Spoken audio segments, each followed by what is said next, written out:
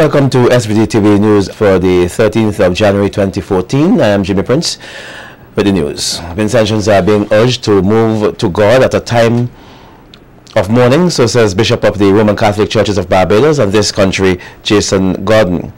Bishop Gordon was referring to the accident that occurred at Rock Gutter in Ovia yesterday, which has left the nation still visibly shaken.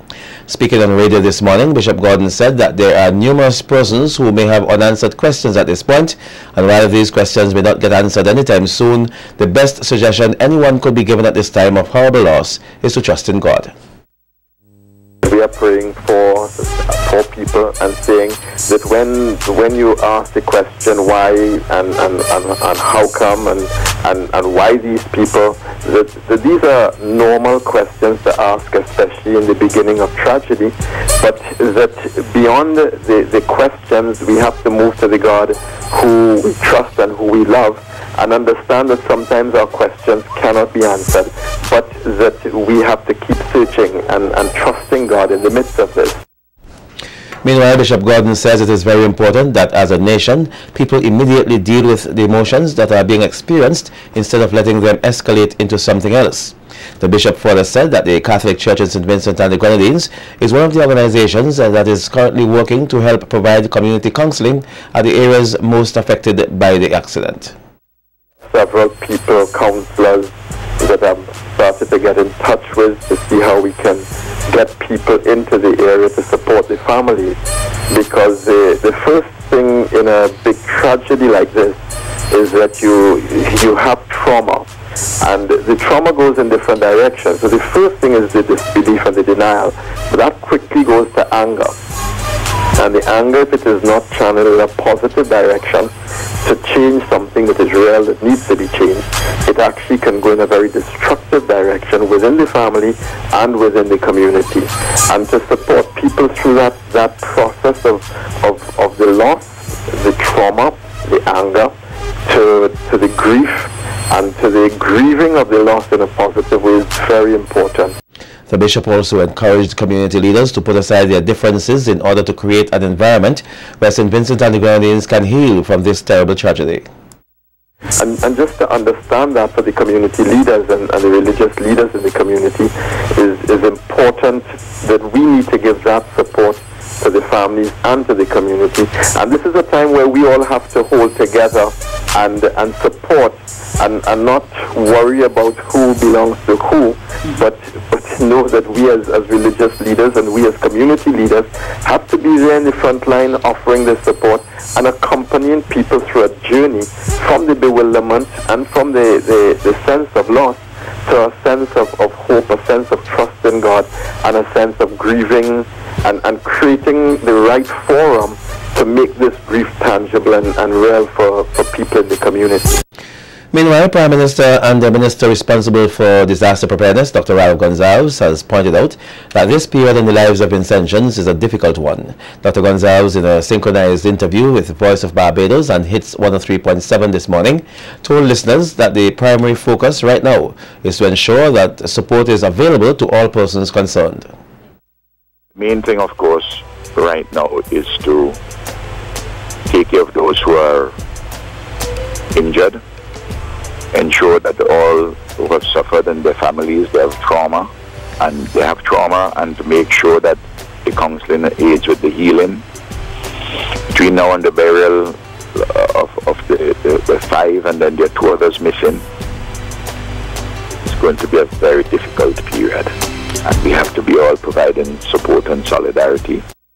Dr. Gonzalez further stated that he has confidence in the medical team here in St. Vincent and the Grenadines, despite the challenges the hospital has faced after the December 2013 floods.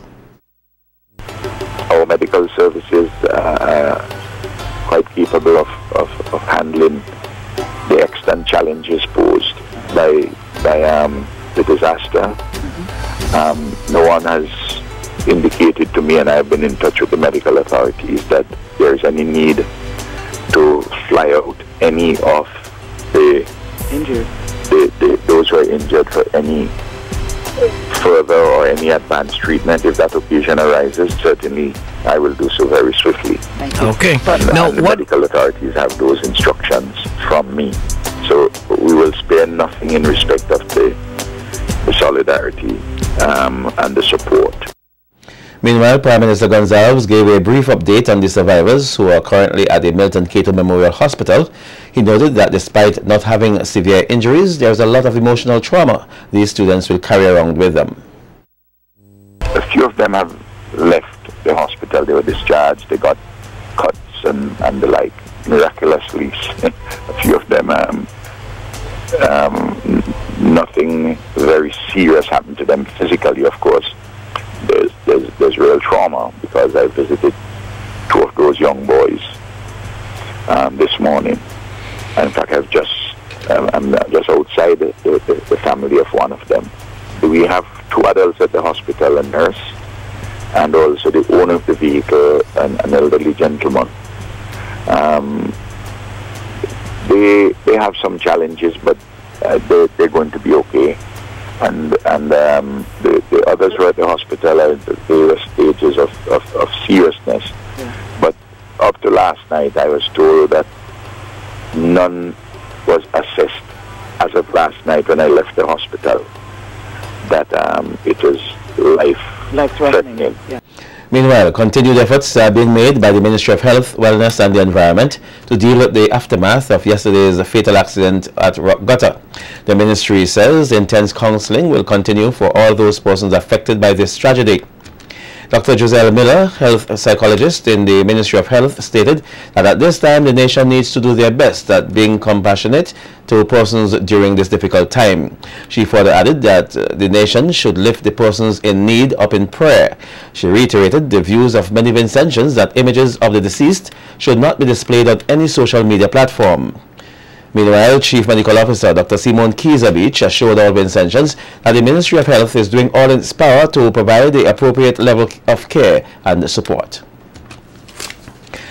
Principal of the North Union Secondary School, Sinclair dos Santos, has described the disaster at Rock Gutter as a great loss for the school. Here's more. The teachers cannot cope with it. Even the counselor at our school, really cannot handle the situation. It's really tough at the moment. The assumptions that you are too young to die should never be considered as true, and according to President of the SVG Human Rights Association, Nicole Sylvester, young people are being told not to live life as such. In an interview with SVG-TV News recently, Sylvester says it is important that young people prepare for life and eternity. And that is something that I think as a people that we need to start making sure that we do not overlook our youths and our young and our tender. It needs to start from in the babes. That is where we are at. We need to involve our youths more into their own spirituality and Christian development as a whole, not just on academics, not just on whether they're into sporting activities and they excel. We need to focus on their spirituality, and parents are happy if their sons and daughters achieve academically. Oh, that's it. We need to look beyond and to see what is really the greater picture, and there's a much greater force than us, and we have to be prepared for it.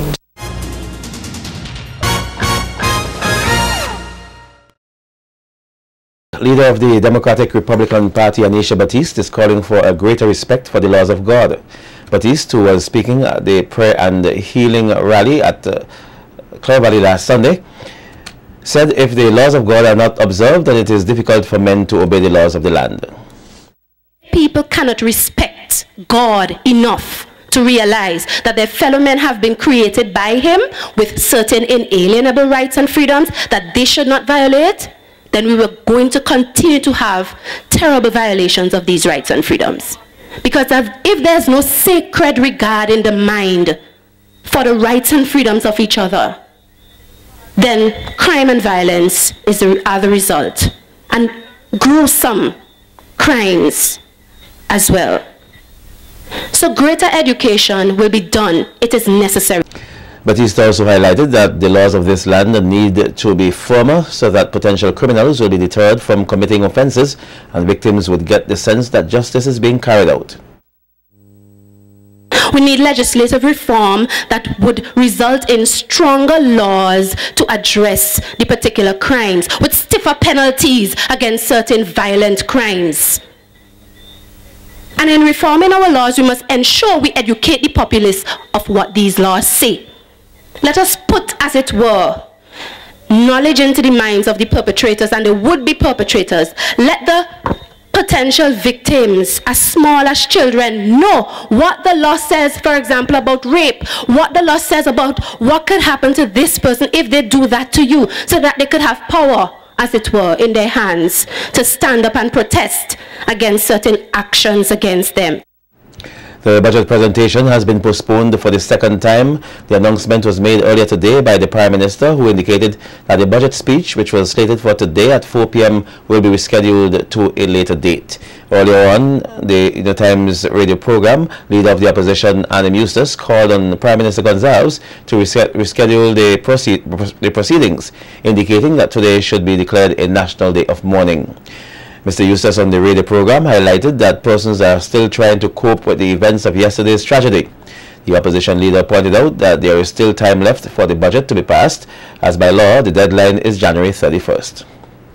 Well, Kamal Trevi Daroshe, a businessman of Sand Hill, has been committed to the High Court for sentencing and for confiscation of proceeds on Monday following his conviction last Friday for having in his possession 9.5 pounds of cocaine on November 14, 2012 at the Sand Hill Bay. Daroshe was intercepted with the drugs after the police were tipped that a speedboat was seen at the Sand Hill beach on the day in question. The criminal session of the Eastern Caribbean Supreme Court commenced today at the High Court in capital Kingstown. According to a published list, there are 99 cases now to be heard. These include cases of murder, robbery, possession of firearms, wounding with intent, causing actual bodily harm, burglary, and unlawful sexual intercourse, among others.